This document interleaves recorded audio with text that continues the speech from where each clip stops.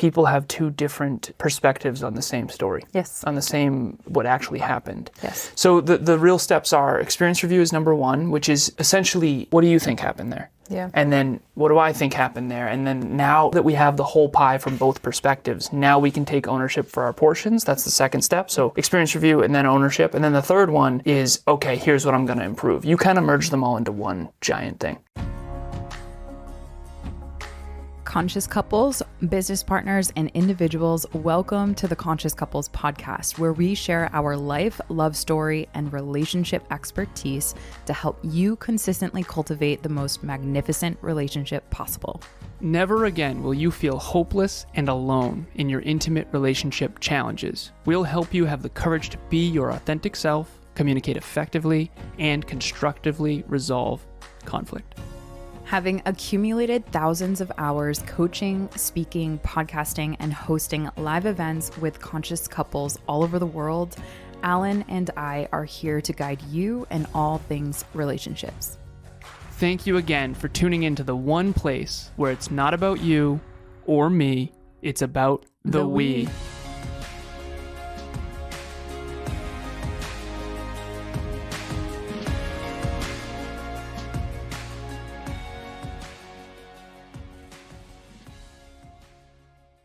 Conscious couples and individuals, welcome back to another episode of the Conscious Couples podcast. Today we have episode 224, How to Handle the Aftermath of a Fight Constructively. Before we jump into this episode, I want to remind everyone why we are here. The one reason and one reason only we are here is to improve your intimate relationship from the inside out. Remember, this podcast might trigger you. This might be harsh feedback. That is because we are here for that reason, to improve your intimate relationship from the inside out, no matter what it takes. Sweetheart, you have so many clients that have dealt with this that really I want to ask your intention, but I first want to open with this. Emilia, this is one of the episodes that Emilia has been frustrated she couldn't send as a resource to tons of her clients. Yeah, true. And in hindsight, myself as well. This is an episode that we think would be a great resource for couples. Mm-hmm. And what's your intention? So my intention for you, dear listener, and for our conscious couples, conscious singles who are listening to this episode, is to understand how powerful fights and the aftermath of them, more in particular, can be to growing together and using them as an opportunity to grow together instead of apart as a couple. Because what we see often, over and over again, fights happen, right? Conflict is very natural. It's a part of the human condition. We've done episodes on that.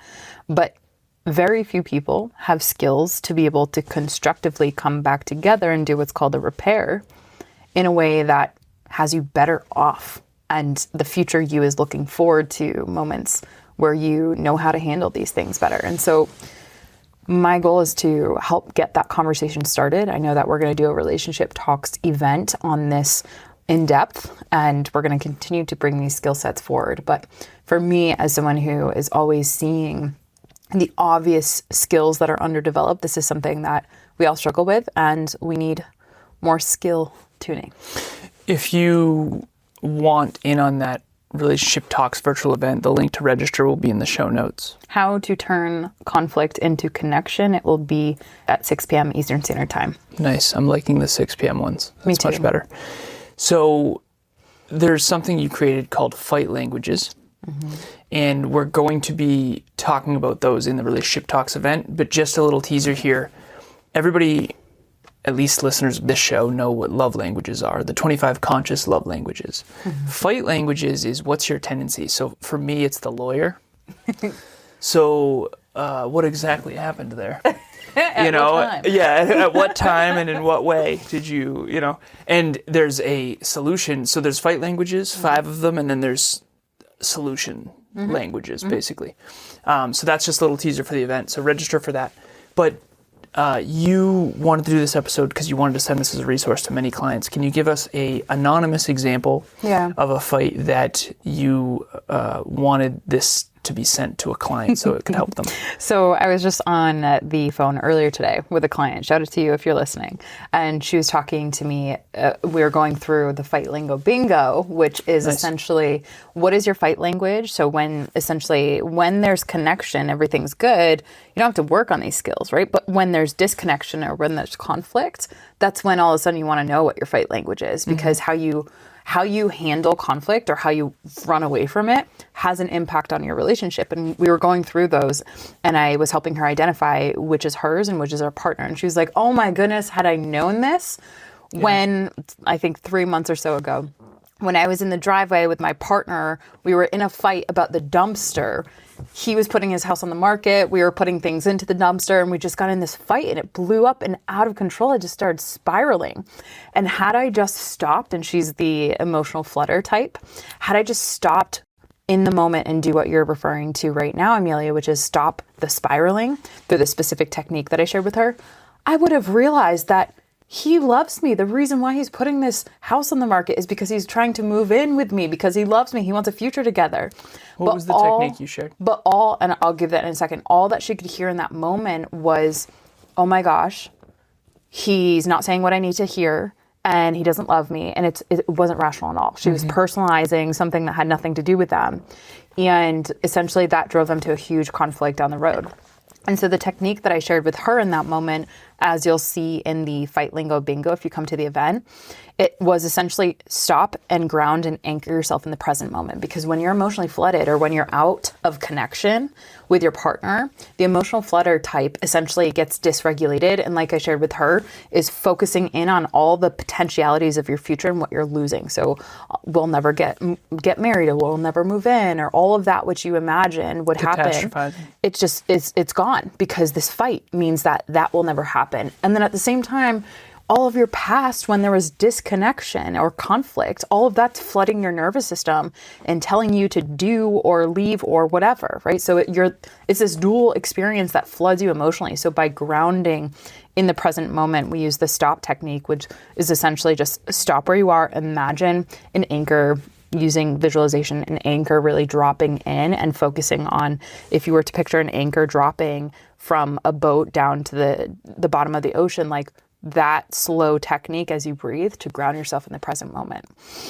And so she was like, oh my goodness, I wish I had this, because it would literally stop me from spiraling, because I spiraled, and the stories that I was telling myself led to an even bigger conflict. And she was giggling at herself because she's like, had I known what this is, I think not would we have avoided conflict altogether, but it would have really helped given language to what we were going through.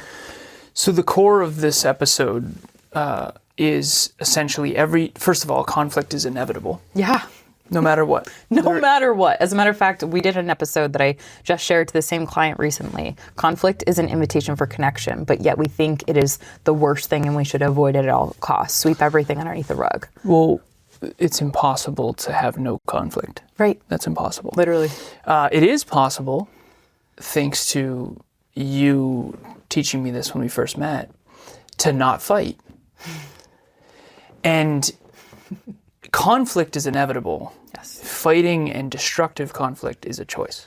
Yeah. And so the crux of this that I have in the center of my Remarkable here is build from conflict. So conflict is either going to be destructive or constructive. You're either going to build the house or tear the house down every time you have conflict. We use the Jenga tower as a metaphor. So you said that people don't know how to talk about it after conflict happens. They don't usually, and I'm guilty of this in past relationship. This is why I've learned these skills and I teach them, not just because I think this stuff is cool, but because it's helped me so much in my relationship and my relationship with you. And I've learned from my past mistakes. But ultimately, what people have because of this belief around conflict, they try to avoid it or never go near it. They just sweep all their problems underneath the rug. And so what does that do? It teaches you nothing on how to talk about what type of fight language do I have? What does my nervous system go into when conflict and when disconnection occurs? Am I more of a flight risk? I just want to run away and run out the door so that my partner doesn't hurt me? Or am I someone who tends to shut down in the moment and just literally goes numb and doesn't say anything, goes super quiet and then starts stonewalling unintentionally? for us to know and have the language of how we navigate conflict, what type of conflict we're having, the fight language that we use unintentionally, and then how we can repair it and what's important to our nervous system, that allows it, instead of getting swept underneath the rug, which might be safe temporarily, it allows us to actually talk about what is happening in the aftermath of a conflict. You and I have a client that has had 2 long-term relationships, and both of them, once he reached out of the honeymoon phase to the power struggle phase, they ended. And he has since said that in hindsight, if I had known how to repair and build after conflict, things would have been very different. Because by the time conflict happened, he thought that was kind of the end. Right. And it's like, so I want to go to the belief. Let's attack the belief. So the limiting belief is, there's a couple. Here's a limiting belief. One is, if we were meant for each other, we wouldn't have conflict. Mm-hmm. That's not true. Common one. Yeah. It's not true at all. Yeah. Here's another one is, conflict means we're not meant for each other, which is kind of the same. Mm-hmm. Conflict is bad. What are some other beliefs that we have to attack here? Yeah, because ultimately that's the root. Yeah. Another one is, after the fight, what are some of the beliefs that I hear come up in clients is, he won't listen to me. He has no capacity to listen. Or it's not worth it. I hear that all the time. That's another one. It's not worth it because he's not going to change anyway, or she's not going to change anyway. Exactly. And it's like, it's not worth bringing it up. Yeah, because maybe if you communicate like shit. Not only that, but I don't need to bring it up because he, like, not only is he not going to hear me out, but it's not going to be worth it. He's like, I already know how he's going to react. Okay. That may be true. Mm-hmm. What do you say to that? And I say, yeah, that very well might be true because given your past experiences, your brain's likely logging the pattern for sure. Yeah. However, if we want change and if we want to grow together, not apart after a relationship rupture, then it requires you to also change how you change your approach. You can't control the other person.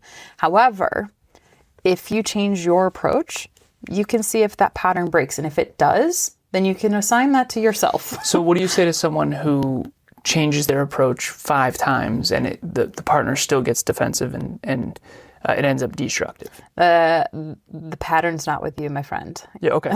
So how many times do you think? Like 3 strikes you're out type of thing? Yeah, I'm a three person because I think 5 is this, let's say, for example... This is assuming you actually changed your approach. Though. 100%. This is not assuming you did the same thing 5 times. Correct. And again, please don't take this like just like a topical use prescription. Every relationship is different. And the reason why I say that is because a couple is coming to mind where this person tried their approach slightly different, but not a ton different. Yeah. And in that time, in the 5 times that they had tried their approach, there was a parent that died, a huge life impact that happened in that in between. And so things that are huge and impact people while they're trying to change, it impacts all the variables that are quote unquote remaining the same. What just came up for you? Yeah, I started smiling and I at the wrong time, obviously, because that's unfortunate. But when you said someone who said they changed their approach slightly, I pictured someone jumping out of bushes screaming. That's not going to work. Not at all. Yeah, it's not going to work. As a matter of fact, not even remotely. It's not going to work. Don't try that at home. Yeah, exactly. I don't know why. I love funny things like that. That was from Dr. Dolittle too, I think. Really? Yeah, I saw it as a kid, and side tangent briefly. They were talking about, well, come on, surprise her. Girls love surprises. Oh. And the bear in the movie was like, what do you mean, like jumping out of bushes, screaming? It's like hilarious. Freaking yeah, what a ridiculous. Yeah, definitely don't try that approach, but yeah, it is. I think it is funny. But never thought I'd reference Dr. Dolittle too in this. Hey, you never know what comes up. So to that end, really kind of the last thing that I want to name on that is if we can start to attack those limiting beliefs, right, going to the throat is awesome. But realistically, people aren't doing that approach unless you're working with someone one-on-one, in which case definitely highly Which one do you that. have?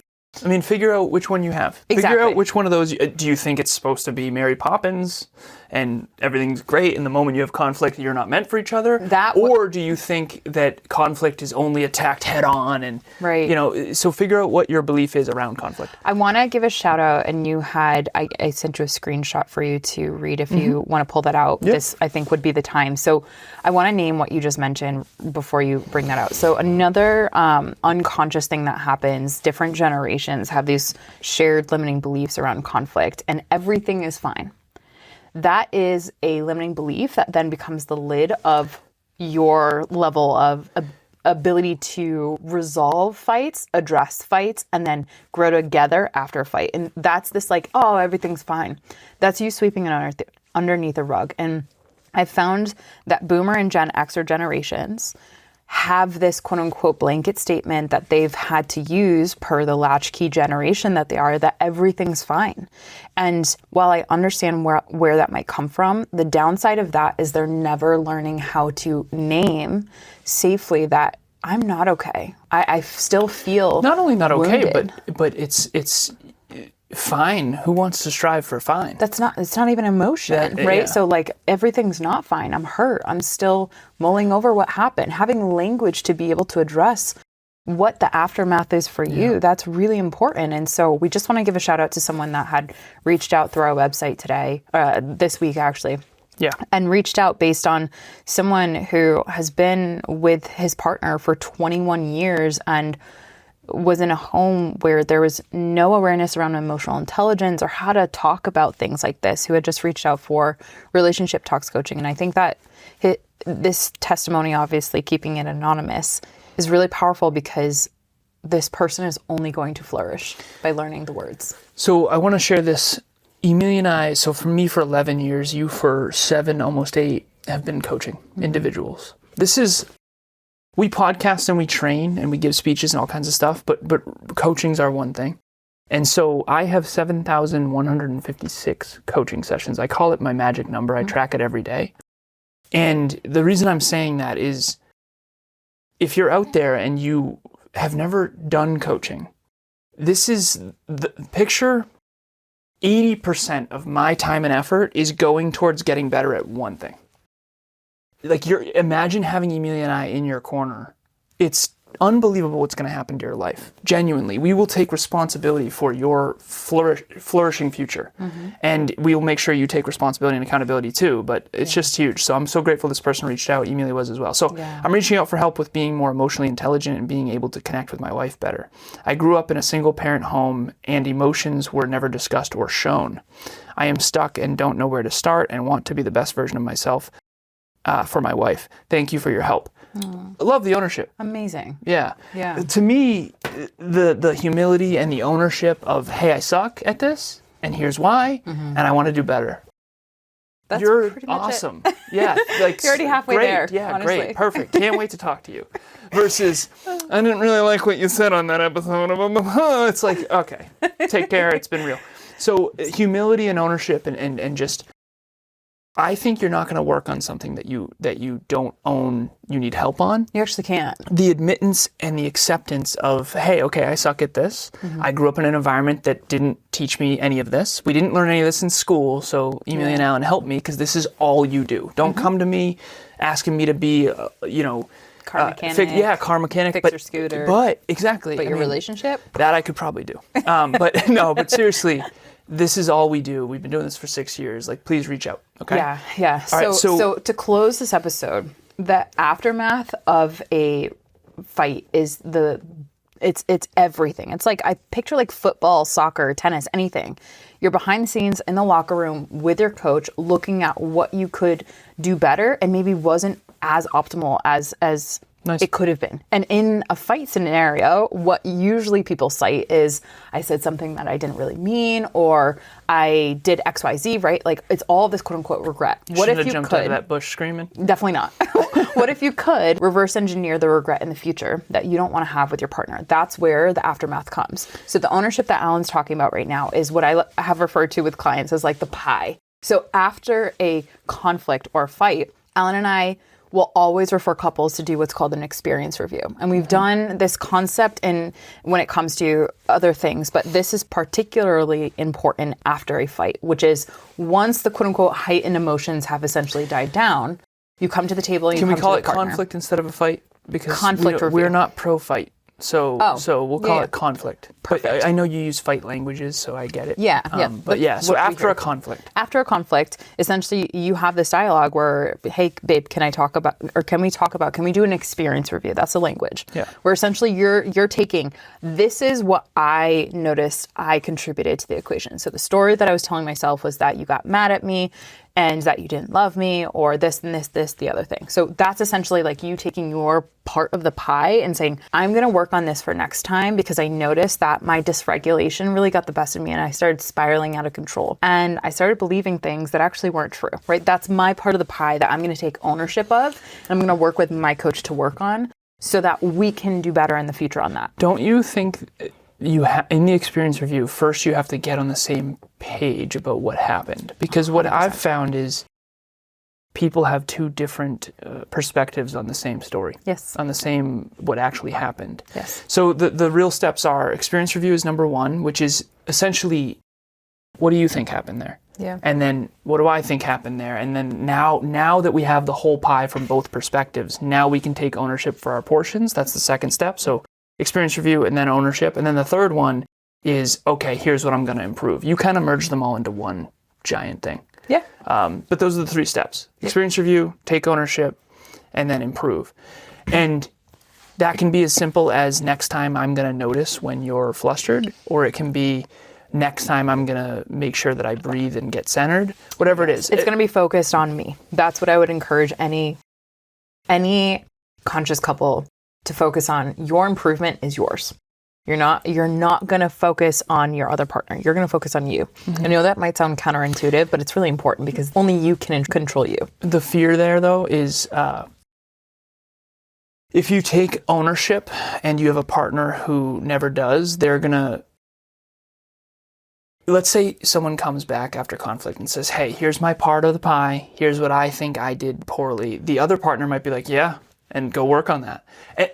Babe, seriously. Fair. No, yeah. I know couples like this. Same. So what I want to make sure that if your partner is trying to give you parts of the pie that is not yours, you need to give it back to them and say, you eat this. Because you have to shield bump that. Yep. Because I had a partner in the past where I was pointing at me and she was also pointing at me. Exactly. And I got better. Yep. And the relationship didn't. It got worse. You're like, here's my part of the pie. Yeah, I took the whole pie. And they're like, and I was just eating it. I don't have any pie, and then just chucking it over yeah, there. exactly. Right? Like that's not fair. And that's not what I'm talking about at all. However, so how do you know if you're taking taking too much pie? That's a whole separate conversation. Okay, cool. All right, so to be continued on that. But yeah, so experience review, talk about it. Ownership, figure out what part of the pie is yours and theirs, and make sure you shield bump if they try to give you too much. And define one improvement that you want to work on. So for my client that I mentioned earlier there, the 1% that I gave her to work on, that obviously given an understanding of her at a deeper level, was she's going to work on the story that she's telling herself before she gets into that spiral. That number one approach, she's going to do the stop technique. She's going to ground herself in the present moment, and she's going to name that her mind is taking her into a spiral. Mm-hmm. And that gives a little bit of distance for her to be able to choose a response that is helpful for her to stay present and grounded in that moment, as opposed to spiraling into the emotions that are the narratives that she's taking. And what is her partner going to do? I don't know. To be determined. Okay. I would love for them to do RTC-IO in the future. I think that they would tremendously benefit from that. But I don't know yet. As a coach, what do you think the partner would benefit from doing?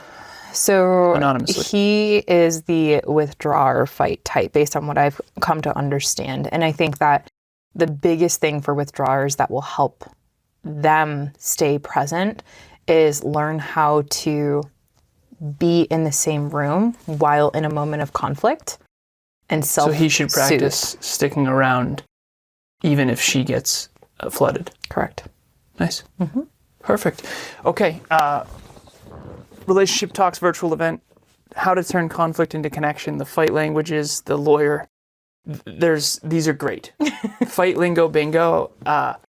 it will help you identify what your go-to is. We all have a go-to. Mine is the lawyer. Please take ownership for this part and this time and this, and then sign it, please. No, I'm kidding. But seriously. And then there's an alternative, an empowering alternative for each one of these. Fire. Absolute fire. I'm super excited. So the registration link will be in the show notes. Relationship Talks coaching to that person. So that person filled out a form. It's anonymous, behind the scenes, only for Emilia and I's eyes. The first one is free. Give it a shot. I'm telling you. This is what we do. This is all we do. It's amazing. It's the best, and it's my favorite work in the world, and it's what I've decided in advance to master and remaster for the rest of my life. So I know you feel the same way. The Inside Out program, trauma, inner work, engineer, outer work, goals, dreams, the whole nine. We both do both, but it's a whole thing. So reach out. It's more affordable than you think. It is more affordable than you think. Some of these people on YouTube are charging insane amounts. So seriously. It's more affordable than you think. As always, it's not about you or me. It's about the we. We'll talk to you next time. Bye, everyone. Thanks for joining us for another episode of the Conscious Couples podcast. We love connecting with the Conscious Couples community, so please check the show notes to connect with us and say hello on social media. If you and your partner resonated with this episode, please leave us a 5-star review at the link in the show notes and share this with someone you love. Until next time, it's not about you or me, it's about the we. We'll talk to you next time.